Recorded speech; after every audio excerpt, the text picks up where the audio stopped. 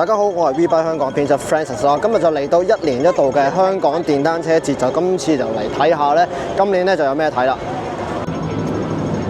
咁喺呢一邊入口咧就見到 Shell 嘅攤位啦。咁今年我係第一次見到 Shell 嘅攤位有出現喺香港電單車節度啦。咁現場咧 Shell 嘅攤位咧就擺咗杜嘉田 MotoGP 車隊啦、白內亞同埋馬昆斯嘅立牌啦。咁睇嚟佢哋咧係睇嚟 promote 緊 Shell 嘅解油啦，同埋一啲油產品咁樣樣嘅。咁繼續行嘅話咧，就見到有卡多嘅攤位啦，前面就有米芝蓮嘅旗仔啦，仲有一啲嘅工具啊、Mio 車 cam 咁樣樣嘅嘢嘅。咁左手邊嘅話，個攤位咧就係香港嘅古董車會啦。咁你見到咧就擺咗好多大概60-70年代嘅 Triumph 嘅 Bonneville 嘅。咁除咗 Bonneville 之外咧，就仲有幾部嘅 BSA 嘅 Roadstar 啊、GoStar 或者 Spitfire 咁幾款車款啦。咁都係一啲差唔多超過70年嘅古董電單車嘅。咁喺古董車嘅對面咧，就見到Milwaukee 嘅攤位啦。咁基本上每年咧都會見到 Milwaukee 噶啦。咁咧就係promote緊佢哋嘅工具啊同埋產品嘅。咁就如果對 DIY 有興趣嘅朋友咧，就不妨嚟 Milwaukee 嗰邊去睇下啦。咁喺 Milwaukee 嘅隔離啦，咁就係米芝蓮嘅代理啦。咁啊，除咗佢哋擺咗米芝蓮嘅胎之外咧，就見到佢哋仲攞埋呢一個 Suzuki 嘅經典二衝車啊 ，RG58咁啊，非常罕有啦。咁啊 ，RG58咧就被譽為係即係話係最難揸嘅二衝車啦。咁啊，極高轉嘅同時咧，就係極難駕馭嘅，同埋極容易會揦車嘅。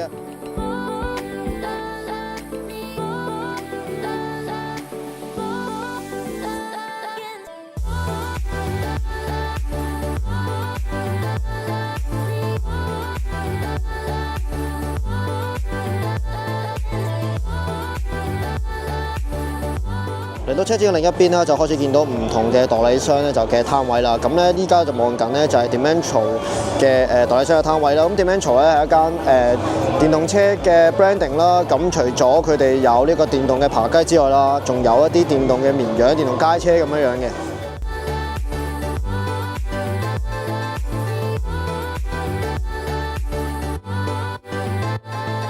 咁行到嚟星士嘅展位啦，咁可以見到啦，今年星士喺香港咧都帶嚟咗唔少車款啦。咁當中咧比較多人注目嘅話咧，當然係全新嘅703嘅三缸嘅 Fairlane 啦。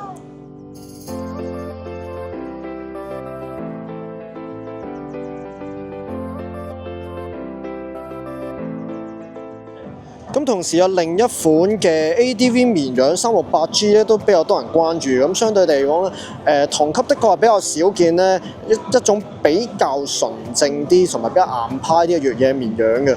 咁配備方面啊，除咗係比較少見喺300cc 綿羊，就會見到有氣密鋼線鈴啊呢啲咁嘅配備啊，仲有定速巡航啊、開條風擋啊、TFT Mon 咧咁嘅配備咧，的確係同級車比較少見。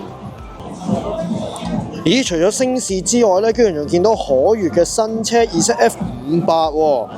驟眼睇咧，配備好似係卡雅巴嘅避震啦，仲有日清嘅鮑魚，而且配合埋呢一個嘅氣密鋼線鈴咧，成架車睇落咧非常有 Scrambler 嘅風格啦。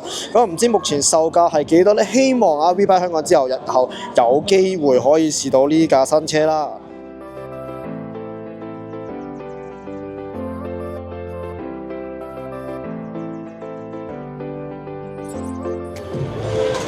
行到呢個位啦，就見到唔少日本90年代嘅跑車喎。咁原來咧就係叫做一個叫26有序嘅 Old School Bike Club 嘅車會啦。咁見到啦，除咗 PGM3同埋 PGM4之外啦，咁仲有呢個 RVF48啦，同埋 T2ZR 嘅。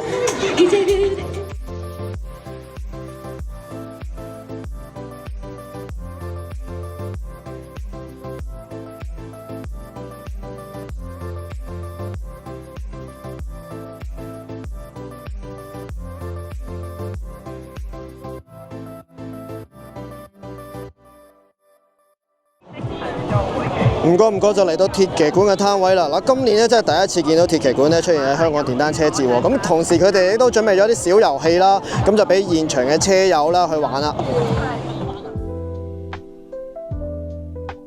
到嚟後面嘅春風嘅攤位啦，咁今年咧春風咧都展出咗好多唔少嘅新車款啦，咁最多人提及嘅就必定係全新嘅4缸 Fairlane 啦，750 SRS 啦。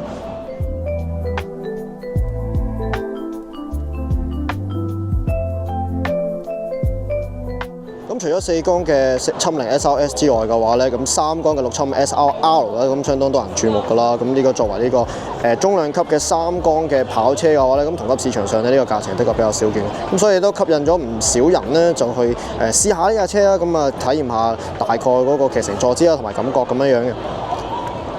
咁除咗675之外啊，咁其他入門嘅車款，譬如話係500 Vroom 啊、450 CLC 啊等等嘅車款嘅話咧，都唔少注目嘅。咁所以話今年嘅春風咧，咁其實的確係展出咗真係唔少嘅車型嘅。咁除咗 Fairlane 啊、街車啊、甚至巡航車等入門車款咧，都應有盡有。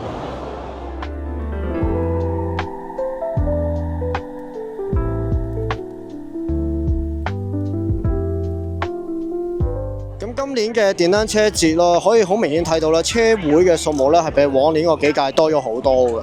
咁同埋成個車展嘅感覺咧，就係好似一個嘉年華嘅感覺啦。咁有啲車會啦，甚至話派咗有 DJ 啊，現場播歌啊，甚至係夾 band 咁啊。咁成個感覺咧係好開心啊，大家一齊開 party 嘅感覺咁。咁我諗亦都係正係主辦單位啦，一開始希望可以見到啦，係希望可以將成個電單車節咧係變為更加似一個社區嘅一個團體活動啊。咁大家可以喺呢個日子入邊啦，咁啊好開心做一個大型嘅車聚啊，俾大家可以交流下電單車嘅心得啊，同埋睇下自己嘅愛車咁樣嘅。咁我係 VBike 香港編輯 Francis 啦，咁今日嘅電單車節嘅 Walkthrough咧就到呢一度啦，希望下一條片可以再同大家見面，拜拜。